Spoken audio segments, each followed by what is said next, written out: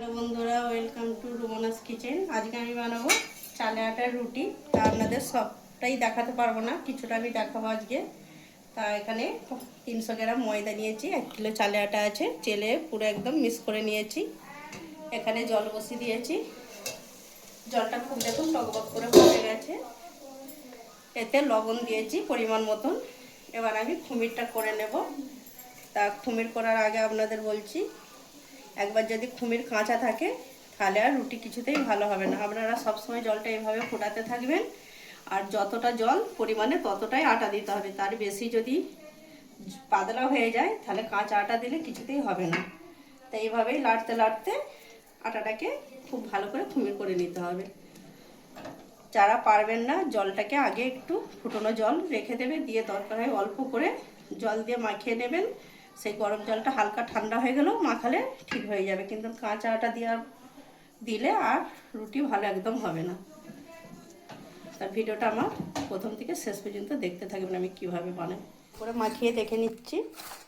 তা এইভাবে আমি দেখাচ্ছি, আটাটাকে খুব হাতের তেলের সাহায্যে এরকম করে খুব মাখাতে হবে, নরম করে একদম। দেখুন খুব সুন্দর হয়েছে।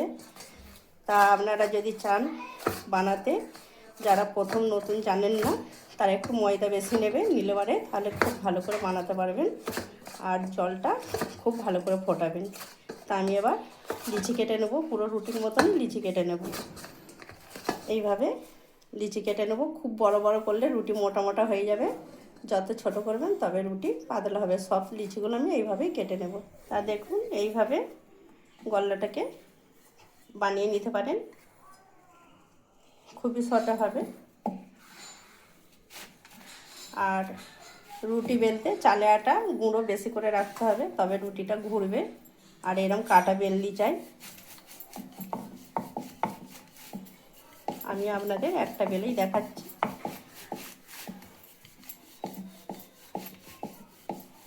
তা দেখুন বন্ধুরা, রুটি বেলতে হবে এই কাটা বেলনিতে। কাটা বেলনি ছাড়া রুটি বেলা যায় না, তবে রুটি খুব সুন্দর হবে। রুটিটা হালকা করে এইভাবেই একদম হালকা করে চাপ দিয়ে বেলতে হবে, যত ঘুরবে তত পাতলা হবে। আর চালাটা রুটি বেলতে হলে অবশ্যই চালাটা লাগবে। দেখুন কত সুন্দর বেলা হয়ে গেছে। এবার আমি সেঁকে নেব। খুব বেশি জাল দিলে হবে না, রুটি পুড়ে যাবে, মাঝামাঝি জাল দিতে হবে। চাটুটাও হালকা গরম হয়েছে।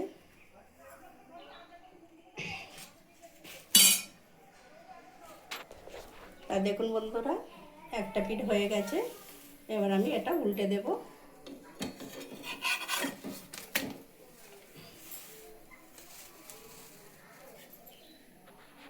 তা যতক্ষণ না একটা সাইড হয় ততক্ষণ আপনারা উল্টাবেন না, তাহলে রুটি ভালো হবে না।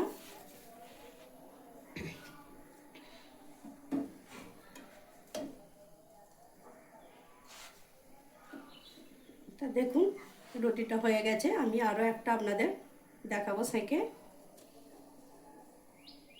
এটা আমি তুলে নেব। আরও আমি একটা আপনাদের সেঁকে দেখাবো, তারপরে সবগুলো হয়ে গেলে আবার আমি আপনাদের দেখাবো। একটু সময় লাগবে, তাড়াতাড়ি করলে হবে না। একটা সাইড হয়ে গেছে, এবার আমি উল্টে নেব।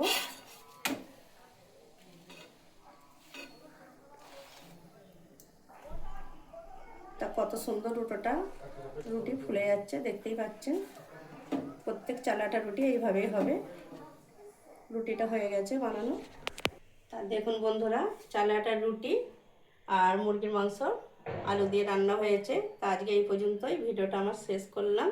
তা আমার ভিডিও যদি আপনার ভালো লেগে থাকে, লাইক শেয়ার কমেন্ট করবেন। আমার চ্যানেলটিকে আপনি একটু সাবস্ক্রাইব করবেন। আর আপনারাও বাড়িতে এইভাবে বানান, অসাধারণ খেতে।